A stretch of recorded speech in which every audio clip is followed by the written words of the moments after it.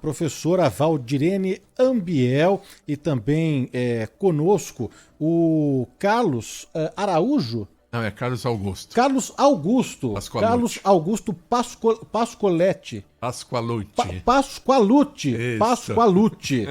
Carlos Augusto Pascoalucci, a professora Valdirene Ambiel. O Zaidan está conosco também, porque, Zaidan, temos uma entrevista importante aqui, não é? O Jornal da Band tem feito, não é, matérias, uma série de reportagens exclusivas aí sobre o novo trabalho justamente da historiadora e da antropóloga, da Valdirene Ambiel. Arqueóloga, que ficou conhecida, não é, Zaidan, por pesquisas aí importantes com relação aos corpos dos imperadores Dom Pedro I, da Leopoldina, da Amélia, principalmente com o que diz respeito à exumação. E todos esses detalhes da pesquisa, agora a professora vai compartilhar aqui com os nossos ouvintes. Que descobertas importantes foram essas através de tomografias dos ossos, não foi isso, professora? Sim, dos restos mortais, eles. E quais foram essas descobertas aí que a gente já vai estar exibindo aí no Jornal da Band? Foram várias, o trabalho foi desenvolvido, foi meu projeto de mestrado no Museu de Arqueologia e Etnologia da USP, né? No ano de 2012 nós fizemos toda a pesquisa arqueológica nos restos mortais dos imperadores ali no Monumento à Independência. Entre vários exames que foram feitos, foram as tomografias que foram realizadas pela Faculdade de Medicina da Universidade de São Paulo, que é o que eu falo, foi uma primeira etapa, foi uma etapa de coleta de dados, e muitos desses dados agora foram processados em meu doutorado na Faculdade de Medicina da USP. Daí nós fizemos todo o levantamento médico, não apenas dos restos mortais, mas também até com documentações, assim como a própria autópsia do Dom Pedro. Nós tivemos também, claro, toda uma pesquisa bibliográfica que foi feita, né, através de trabalhos desde o século XIX até os dias atuais. Professora Valdirene Ambiel, professor Carlos Augusto Pascoalucci, uma honra ter vocês aqui. No século XIX e durante o século XX, às vezes com mais ou às vezes com menos ênfase, mas havia ali a tese de que Leopoldina, aliás, ela morreu muito jovem, mas de que ela teria sido agredida pelo Dom Pedro, etc. E até pela precariedade das informações na época, isso nunca desapareceu. E no século XX, vez ou outra, retomada essa versão, né? Essas pesquisas, inclusive, claro, não só no Dom Pedro, mas também em Dona Leopoldina e em Dona Amélia, né, a segunda esposa de Dom Pedro. Mas em relação a Dona Leopoldina, as pesquisas descartam essa hipótese de agressão? Ela tinha, na verdade, um problema orgânico, uma doença crônica, era isso? Sim, essa parte já foi revista, inclusive no meu mestrado, né, que é como eu falei, toda a pesquisa foi desenvolvida no ano de 2012 e apresentada no ano de 2013. E com base nos estudos que nós fizemos até mesmo de boletins médicos da época, nós observamos que, por exemplo, que Dom Pedro tinha deixado o Rio de Janeiro em torno de 9 dias antes de Dona Leopoldina apresentar um problema mais sério de saúde. Né, e inclusive o abortamento que aconteceu em 2 de dezembro. Então, essa hipótese dela ter falecido em virtude de algum tipo de violência física praticada por Dom Pedro, sim, isso daí foi descartado. Óbvio, nós não temos como afirmar que ela nunca tenha sofrido nenhum tipo de violência física por parte de Dom Pedro, mas sim, nós podemos afirmar que ela não, que uma violência física não foi a causa da morte dela. Além disso, Zaidan, permite por favor, que eu professor, complete a informação. Um fato que era presente na literatura, e agora nós esperamos que não se repita, é que a dona Leopoldina teria sofrido uma fratura do fêmur em função de alguma agressão do Dom Pedro, né? Do Dom Pedro I. E os exames tomográficos comprovaram claramente que essa fratura não existe, né? No fêmur, nem nenhum dos dois. E, além disso, ela não apresentou, né? O estudo tomográfico da dona Leopoldina não apresentou nenhuma fratura em nenhum osso do corpo da dona Leopoldina e nenhuma perda dentária, né? Ela tinha uma ou duas perdas dentárias, mas foi pós-mortem. Portanto, como a Valdirene disse, não se pode excluir a possibilidade que houvesse algum tipo de agressão. Mas nenhuma agressão a ponto de causar uma fratura, porque dizem que ela foi empurrada na escadaria e aí teria caído e quebrado o fêmur. Isso, na verdade, não corresponde à realidade a partir do trabalho executado pela Valdirene. Estamos conversando aqui na Rádio Bandeirantes, no Bandeirantes Acontece, com a historiadora, arqueóloga, pesquisadora Valdirene Ambiel, com o professor da USP, médico patologista, Carlos Augusto Pascoalucci. Isso. Pascoalucci. Estamos conversando, não é, sobre o avanço dessas pesquisas e todos os detalhes, não é? E eu queria saber também um assunto, uma curiosidade, não é? Como eram os hábitos que eles mantinham nessa época, né? O que eles comiam, quais eram a rotina ali, o dia a dia, coisas curiosidades que vocês possam trazer aqui para o nosso ouvinte. Bem, os hábitos alimentares, eles correspondem com os estudos que foram feitos, que foram feitos toda a parte bibliográfica, da mesma forma que o estudo odontológico ele aponta para uma alimentação, né, rica em proteína animal. Acreditamos até que no caso da dona Leopoldina e da dona Amélia, por serem de origem germânica, que fosse mais à base de carne suína, mas também eles consumiam grãos e verduras. Tá? Atividades físicas, tanto Dom Pedro como Dona Leopoldina, eles caminhavam muito e também praticavam equitação. Já a Dona Amélia já tinha uma vida um tanto quanto sedentária, seja para a época, seja para os padrões atuais. Aliás, essa pesquisa, professor Pascoalucci, Pois não. porque eu me lembro que quando a gente estudava essa parte da história, é bom lembrar que os casamentos nas famílias reais, né, eles eram feitos por procuração, geralmente tinham como mote o interesse de aproximar duas famílias e, portanto, dois países. Isso significava fortalecimento, inclusive militar, né, pelos vários embates que havia entre os países na época. E claro, aconteceu isso com Dom Pedro.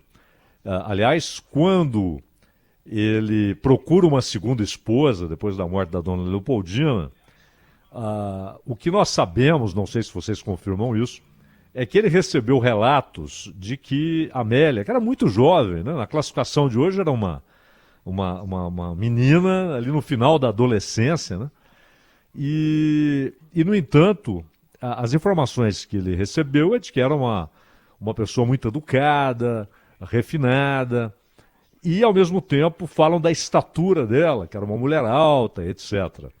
E parece que as pesquisas que vocês realizaram depois da exumação derrubam essa informação que foi passada a Dom Pedro antes, porque quando o casamento por procuração é feito, ele nunca viu a noiva, né, de que ela era uma mulher alta e tal. E não era bem assim, né? O que o estudo tomográfico permitiu foi estimar a altura de cada um dos três imperadores, Dom Pedro, Dona Leopoldina e Dona Amélia, né? Então, a partir do comprimento dos ossos, é possível se estimar a altura. E em relação à altura da Dona Amélia, a Valdirene, então, vai informar com detalhe qual foi essa estimativa? Nós acreditamos que a Imperatriz tivesse em torno de 1,60 m a 1,63 m, que não era uma altura muito baixa, né, para a época, né? Exatamente, para uma mulher na época.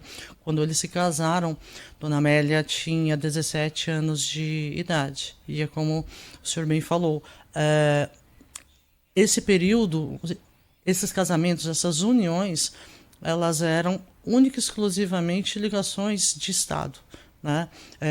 Tanto com Dona Amélia, mas também o próprio casamento entre Dom Pedro e Dona Leopoldina também foi por procuração, e o casal acabou se conhecendo quando Dona Leopoldina desembarcou aqui no Rio de Janeiro. Professora Valdirene, uma questão que, claro, não está ligada a esses estudos, mas que, obviamente, tanto a senhora quanto o professor Carlos Augusto Pascoalotti mergulharam, né, nesse assunto, e a professora Valdirene Ambiel tem um conhecimento que nos permite esclarecer algumas coisas, porque essas duas jovens, elas cresceram numa Europa convulsionada. Aliás, ambas têm uma ligação indireta, mas têm uma ligação com Napoleão Bonaparte, né? E Leopoldina, inclusive, cunhada, né? E ambas têm essa ligação com Napoleão, que é a figura central das convulsões do começo do século XIX, etc. E chegam ao Brasil, primeiro, claro, Leopoldina, num período muito difícil, né?